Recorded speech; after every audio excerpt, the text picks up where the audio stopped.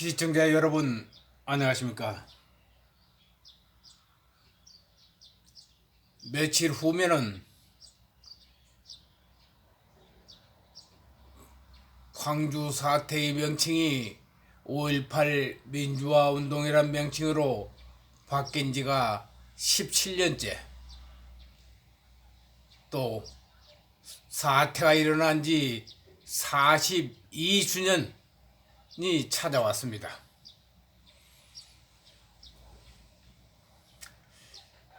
1980년 5.18 사태와 1997년 민주화 운동으로 불러진 배경은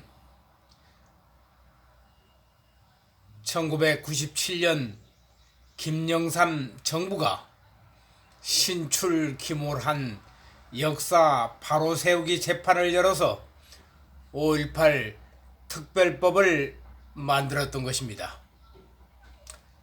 이 재판에서 대법원은 대통령과 국무총리의 퇴진을 요구하면서 국가기관의 총을 탈취하고 도청을 경비하던 국군과 경찰을 공격 사살하고 쫓아낸 후에 도청을 점거하여 해방구라고 선포한 세력을, 이 세력은 시민군을 말합니다. 이 세력을 헌법 제정기관이라고 했습니다. 그래서 이 헌법 기관을 무력으로 진압한 것은 국헌 문란 행위라고 판결해서 사실과 역사를 완전히 360도 거꾸로 뒤집어 놓은 것입니다.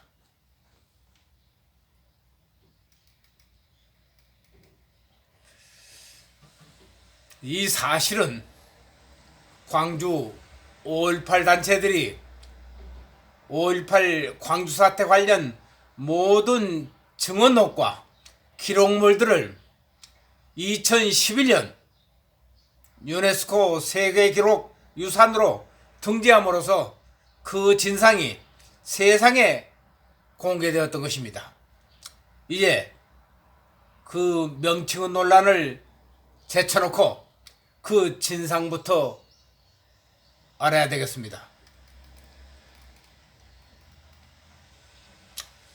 첫째, 5월 17일 비상계엄 전국 확대와 5.18 광주사태 발발 및 진압 당시 대통령은 최규하였고 계엄사령관은 이희성 대장이었습니다. 따라서 진화에 내도 있지도 않은 보안사령관 전두환 소장은 5.18의 책임과 무관한 것입니다. 5.18 책임을 묻는다면 최종 책임자는 이희성 계엄사령관과 최규하 대통령 두 사람입니다. 그럼에도 이들에게는 책임을 묻지 않으면서 취선해 있지도 않은 전두환 보안사령관을 광주 학살 원흉 운운은 마치 달을 보고 짖는 개떼들의 합창에 불과한 것입니다. 둘째로 5.18은 오후 5시 시 진압을 위해서 계엄군 공수부대를 투입한 작전명령 하달지휘자는 광주 출신 전남지역 계엄사령관 정웅 소장이었습니다. 그는 사태가 끝나고 몇 년 후 김대중 정권에서 민주당 공천을 받아서 광주의 국회의원까지 했죠. 시대가 파출소가 파괴되고 경찰관이 인질로 잡히는 무질서 폭력 사태로 공권력이 무력화되고 안병화 전남 도경국장이 경찰력으로 진압할 수 없다면서 지역계엄사령관 정웅 소장에게 군이 나서줄 것을 요청하고 정웅 소장이 공수부대에 시진압 명령을 했던 것입니다. 세 번째로 계엄군 공수부대가 공격적으로 시위 진압에 나선 것은 첫날인 5월 18일 오후 5시부터 해산을 완료한 10시경까지 뿐입니다. 다음날 19일부터 광주철수 21일까지 공수부대는 중과 부족으로 시대로부터 주요 시설과 요충지를 지켜내기도 힘겨운 방어태세였습니다. 공수부대는 19일 오후부터 철수하는 21일까지 급식 배달이 차단당해서 굶은 채 시위대의 각종 공격을 방어하고 있었으며 정신력과 무공이 강한 공수부대가 아니었으면 불가능한 임무 수행이었던 것입니다.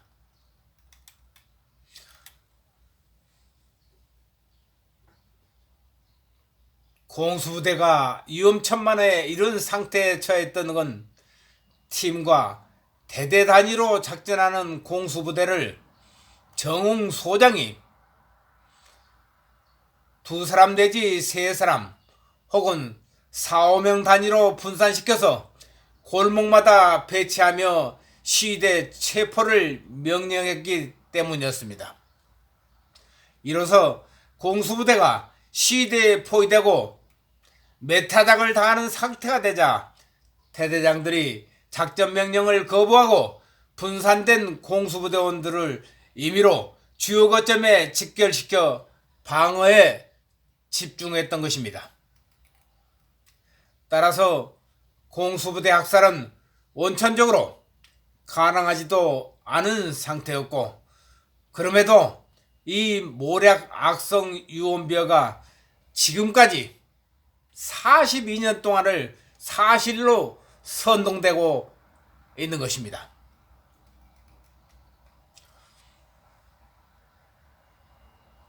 그리고 네 번째 중요한 문제는 지금 방송을 하고 있는 제가 관련되어 있기 때문에 자세히 들어주십시오. 네 번째 시대의 무장은 나주경찰서 예비군 무기고가 털린 19일 12시경부터 했습니다. 당시 지방지 전남매일 신문에 기자였던 저는 목격담과 체험을 기자가 본 역사의 현장, 일명 반란의 도시 131페이지에 수록 생생하게 증언을 하고 있는 것입니다.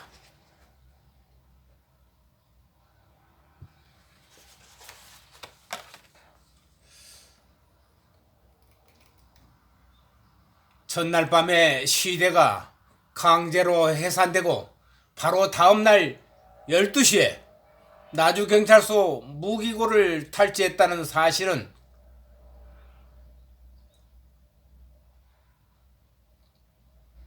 아주 시사하는 바가 큽니다.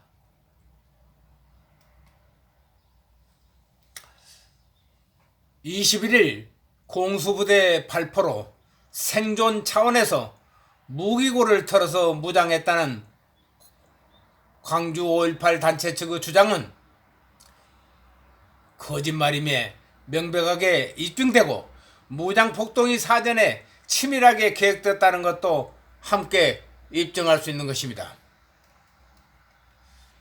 광주 5.18이 배후 조직에 의한 사전 계획임을 입증하는 또 하나의 사례는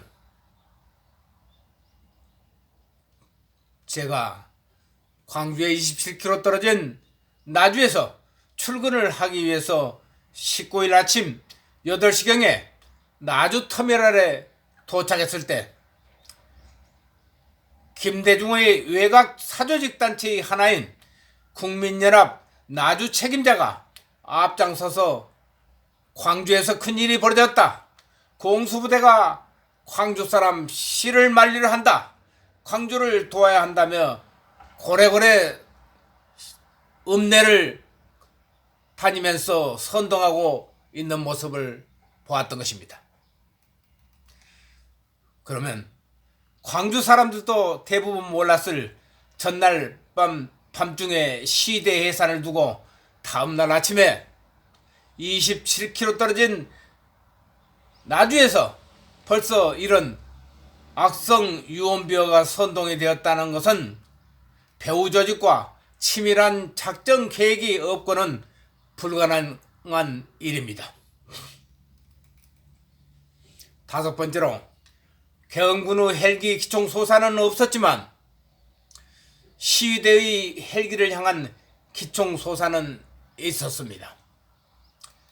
헬기가 피격되고 추락할 뻔했던 탑승병사가 피격을 당해서 부상을 입었으니 변명의 소지가 없는 것입니다.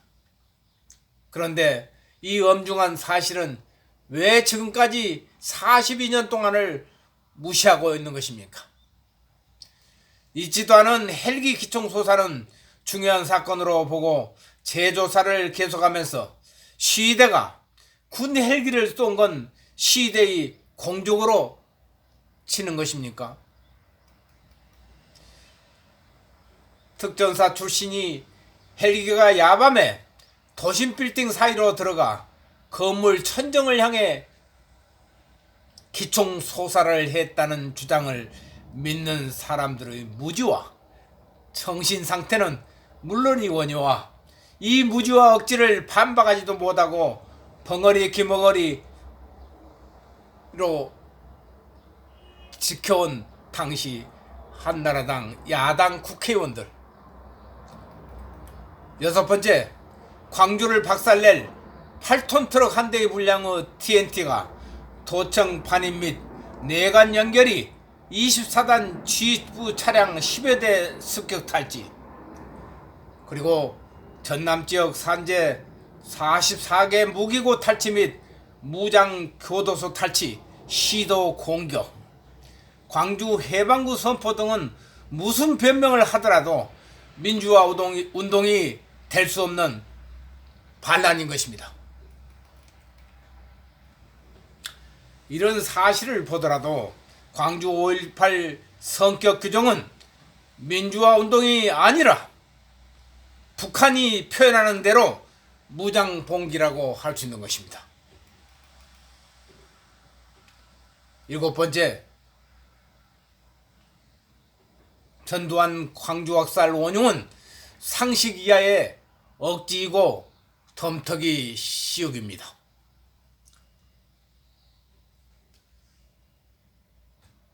남자라면은 모두 군 문화를 체험하는 국민 의무병 제도의 나라에서 G라인에 있지도 않고 실병력도 거느리지 않는 별 둘의 육군소장 보안사령관이 별 넷의 육군대장 겸 사령관을 제치고 계엄군을 지휘해서 광주 사태를 진압하고 시대를 학살했다는 게 말이나 되는 소리입니까? 이런 상식 이하의 억지에 침묵하거나 심지어 동조까지 하는 보수 우파 지식인 지도층의 사리 분별력과 지력은 또 무엇입니까? 벌거벗은 임금님에게 최고로 좋은 옷을 입으셨다며 아부하는 무리와 무엇이 다르겠습니까?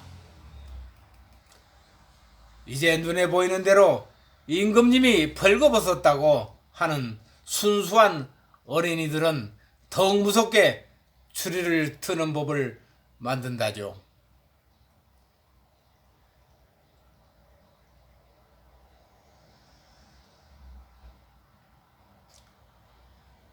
따라서 광주 5.18 민주화 운동 후 진실 여부가 정당에게 가려지지 않는 한은 대한민국의 앞날은 더욱 캄캄하고 암흑 속으로 들어갈 것입니다.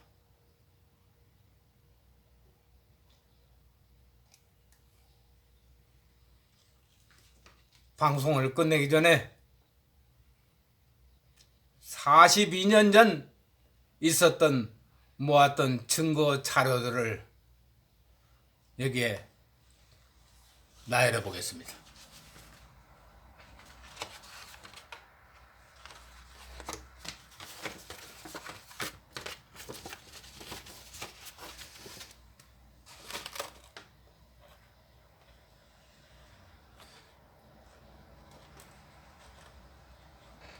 지금 보신 사진은 1980년 5월 19일 오후 1시부터 3시 사이에 나주경찰서 금성동 파출소 옆에 있는 나주 예비군 무기고가 피탈되었던 현장의 사진입니다. 그 무기고 피탈했던 사실을 김대중 정권에서 5.18 사적비라 해가지고 동판에 돌로 새겨서 이렇게 사적비를 세우는 게 40년째 지금도 있습니다.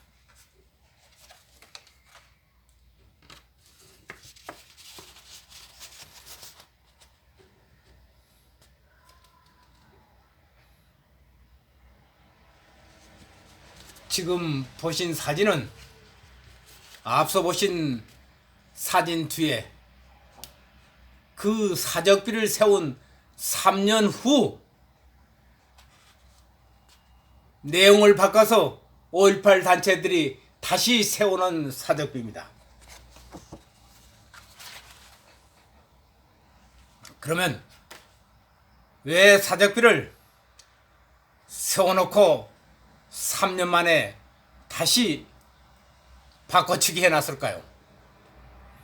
처음에 세웠던 사적비는 구 금성동 파출소 예비군 무기고로 적시되어 있습니다. 다음에 바꿔서 세웠던 사적배는 예비군 대대 무기고로 명칭을 바꿔놨던 것입니다. 그리고 처음 세웠던 사적배는 탈취된 무기가 M1 소총과 칼빈, 실탄 다수, M60 기관총 등 800여 정으로 표기해놨던 것입니다. 그런데 이 예비군 대대 무기고에는 M1 소총과 칼빈 소총 등 1700여 정이 비탈됐던 것입니다. 그리고 여기서 비탈된 중화기인 M60 기관총은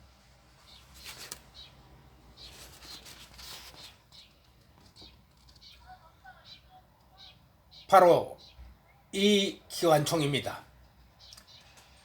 이 기관총이 배치된 장소는 21일 전남 도청이 점령되어서 해방구로 선포된 날 전남 도청 현관 정문 앞에 진열된 M60 기관총인 중화기 무기가 버젓하게 전라남도 도청에 배치되어 있었습니다.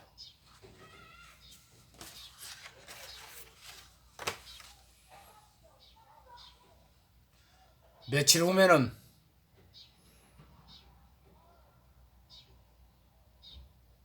(5.18) 민주화 운동 42주년입니다.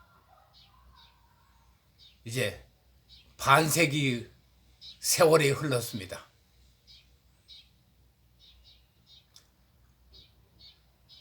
역사의 진실은 후대가 배워야 할 지침이며 알아야 될 힘입니다. 그래서 모든 역사의 진실은 사실이 기재되어야만이 그게 역사인 것입니다.